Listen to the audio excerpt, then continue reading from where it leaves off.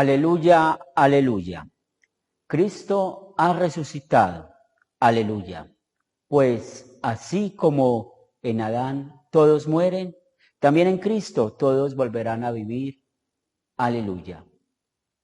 Sean bienvenidos a nuestro sermón que hemos preparado para este domingo de Pascua.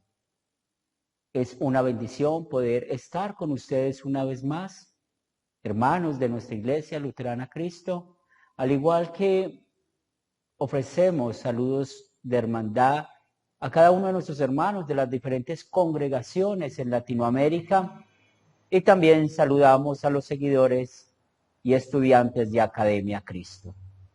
Gracia y paz de parte de nuestro Señor Jesucristo, el amor del Padre y la comunión del Espíritu Santo esté con cada uno de ustedes. Los invito para que se pongan de pie. El Evangelio que vamos a meditar en este domingo de Pascua está tomado según San Juan, el capítulo 20, los versículos del 1 al 18.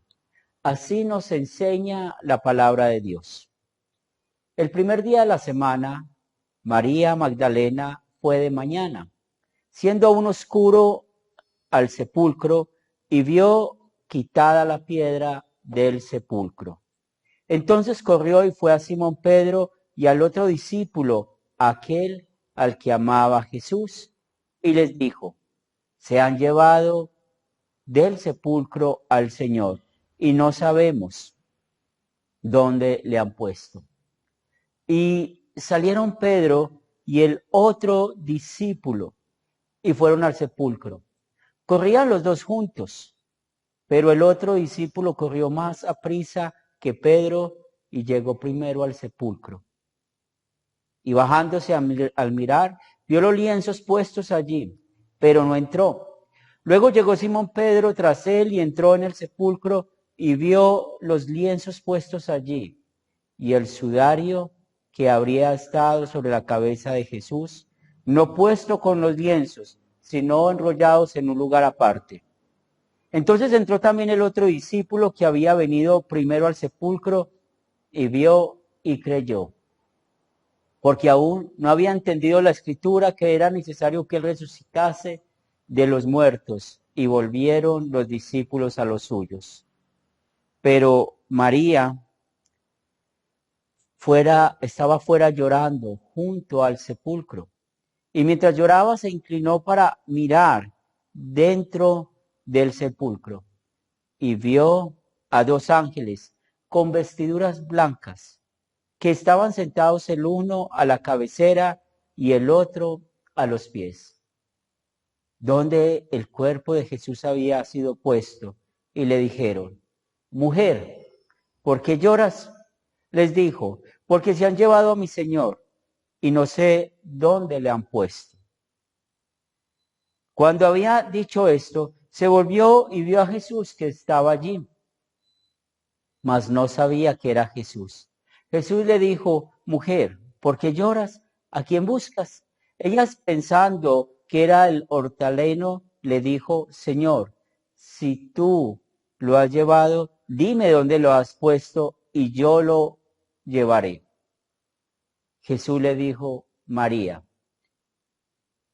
Y volviéndose a ella le dijo: Raboni, que quiere decir maestro. Jesús le dijo: no me toques, porque aún no he subido a mi Padre, mas ve a mis hermanos y diles: subo a mi Padre y a vuestro Padre, a mi Dios y a vuestro Dios. Fue entonces María Magdalena para dar a los discípulos las nuevas de que Jesús había visto al Señor y que le había dicho estas cosas. Este es el pasaje que vamos a meditar. Los invito para que se pongan cómodos. Hermanos, San Juan nos invita para que nosotros podamos entender que el aguijón de la muerte es el pecado, pero Jesús es el aguijón de la muerte. En la lectura de Corintios escuchamos lo que nos afirma en su primera carta que Pablo escribió a ellos en el capítulo 15, versículo 56. ya que el aguijón de la muerte es el pecado y el poder del pecado, la ley. Estamos escuchando con este versículo bíblico que la muerte tiene un aguijón. Ese aguijón es venenoso y mortal. Lo que le da a la muerte el aguijón con su poder para destruir es el pecado. Cuando el hombre peca, se convierte en víctima de la muerte. Usted y yo pasaremos por la muerte si Jesús no regresa pronto por segunda vez. Y sabemos que pasaremos por ella, por el pecado que mora en cada uno de nosotros. Como cristianos sabemos por qué existe la muerte, pero los incrédulos se burlan de nosotros, se burlan de Dios, se burlan de lo que dice las Escrituras, porque para el incrédulo el hombre simplemente es concebido, nace, crece, se reproduce y muere. El incrédulo ve la vida como un simple ciclo, y es por esto que como para ellos Dios no existe, el Salmo 14:1 los llama a ellos necios, porque dicen en su corazón, no hay Dios.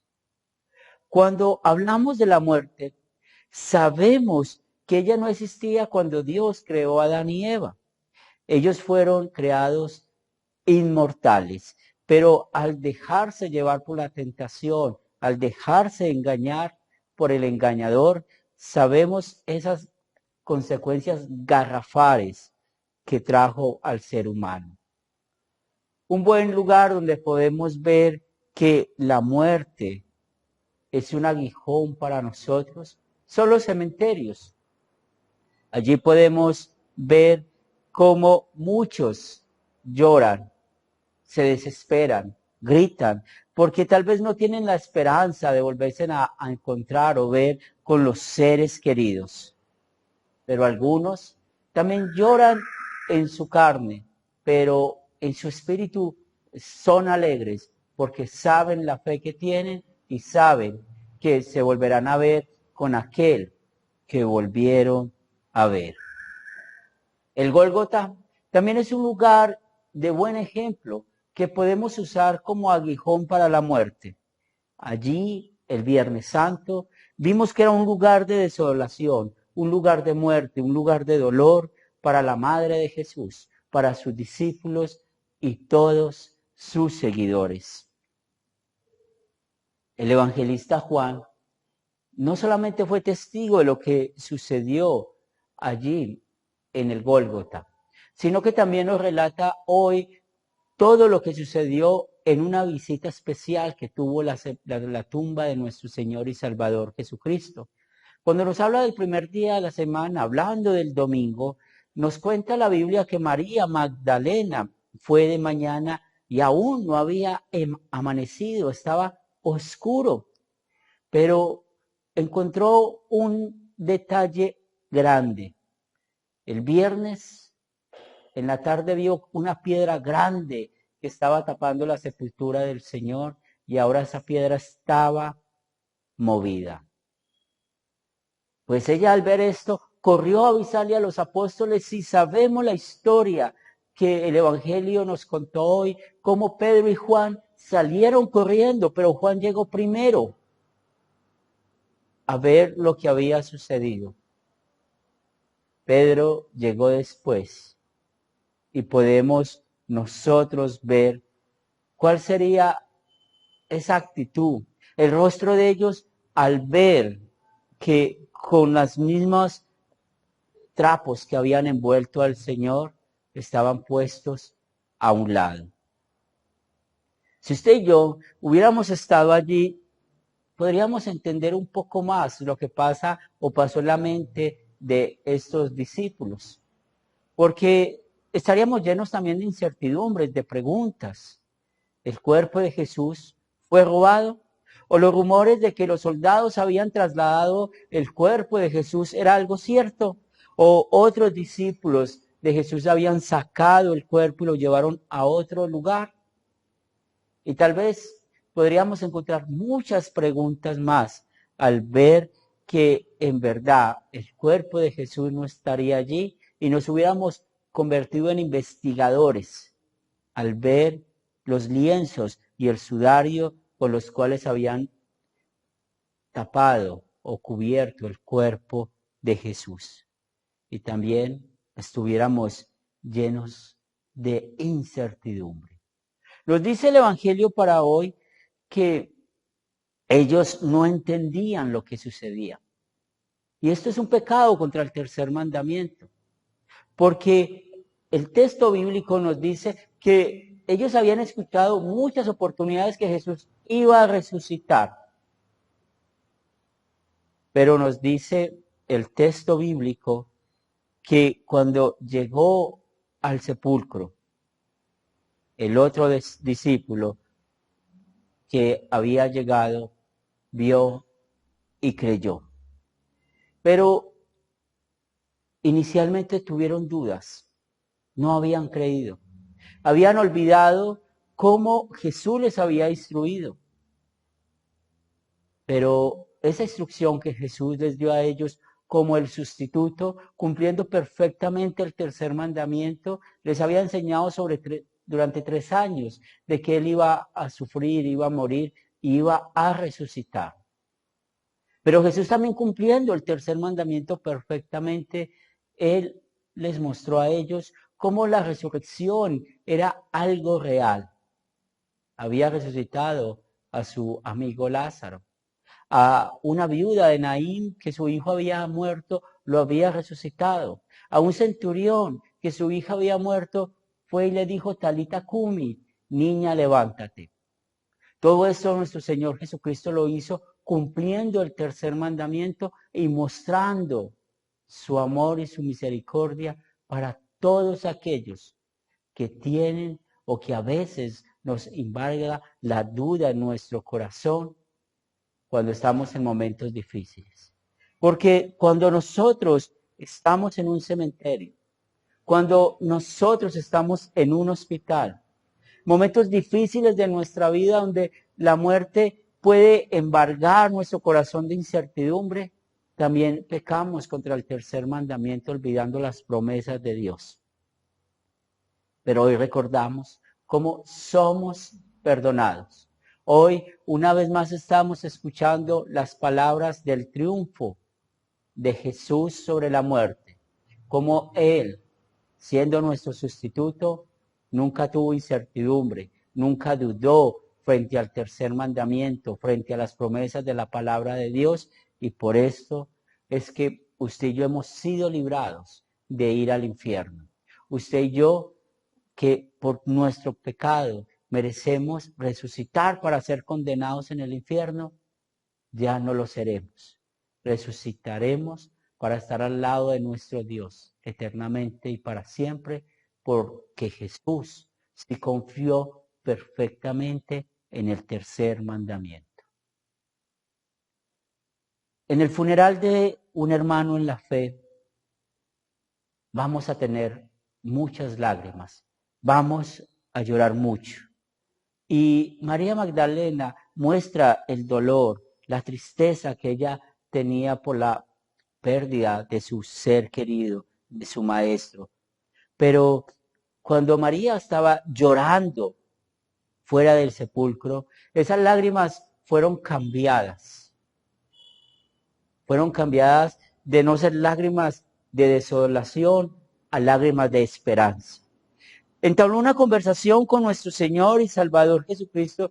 Ella al principio no sabía que estaba hablando con Él. Hasta que de un momento a otro Jesús le dijo a él que no lo podía tocar porque tenía que subir donde el Padre. Y luego se iba a presentar a los discípulos y por eso ella le llamó Raboni. Por eso él le dijo que le avisara a los otros discípulos lo que iba a suceder, es decir, de que pronto lo iban a volver a ver. Pero habían unas cosas que habían cambiado. Pero antes de ver todo lo que había cambiado en la esencia de nuestro Señor y Salvador Jesucristo, y en cuanto a la relación con sus apóstoles, podemos ver una vez más cómo María, al escuchar que su maestro estaba vivo, al escuchar que Jesús había vencido la muerte, tuvo de nuevo esa esperanza. El cementerio es un lugar de lágrimas. Jesús lloró por su amigo Lázaro. Usted y yo lloraremos por nuestros hermanos en la fe cuando partan de este mundo. Muchos llorarán por nosotros cuando partamos de este mundo. Pero en medio de las lágrimas tenemos una gran esperanza. Y esa esperanza que escuchamos en Juan, cuando nos dice que una vez más hay un lugar en el cielo, hay moradas en el cielo para nosotros. Recordamos una vez más el poder de la obra de Jesús, de la resurrección de nuestro Señor y Salvador Jesucristo. Nuestro Señor Jesucristo, cuando estaba hablando con María, sabemos en el versículo 17 que le dijo, no me toques, porque aún no he subido al Padre. Son de esos textos difíciles de poder a veces explicar. Jesús ascendió al cielo después de hablar con María y volvió a bajar. Pero ¿por qué hizo esto?